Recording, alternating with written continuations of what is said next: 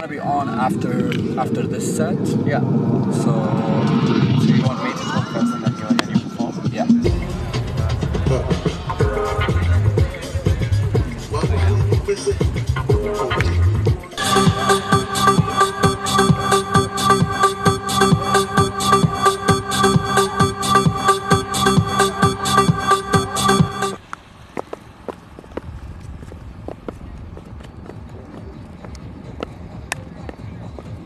So I'm getting conflicting information.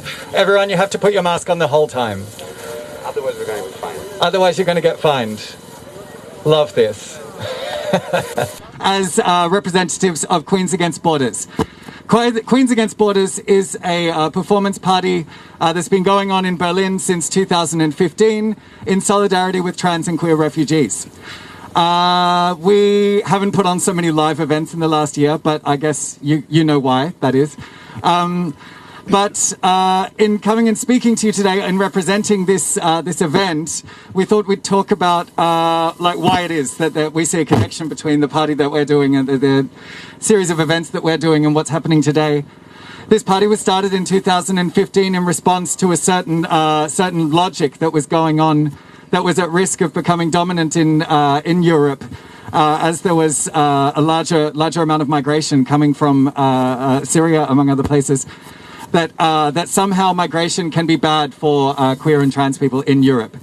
And this is something that major parties they're still doing it. The CDU is still talking about like imported anti-Semitism and shit like this.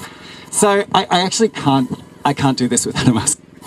So we wanted to talk about why it is that we see a bridge between what it is that we're doing and what's going on here. And I think that the thing that lies behind this is that we find ourselves as queer and trans people in a very specific position where we are very useful in different countries for different reasons. Oh my God, this mic.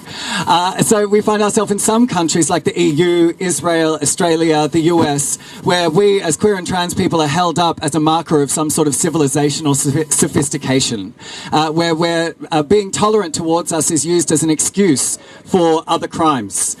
We see this at the borders of Europe. We see this in Australia with its treatment of refugees. We see this with the murder of Palestinian children in Gaza. We see this in many, many different places. And this is not something that actually works in our interest. It can be tempting in some ways to get behind this logic of pinkwashing, and at least the brands are on our side now. But this is a violent logic that does harm also queer people. I would really like to share the joy with you right now with this next performance.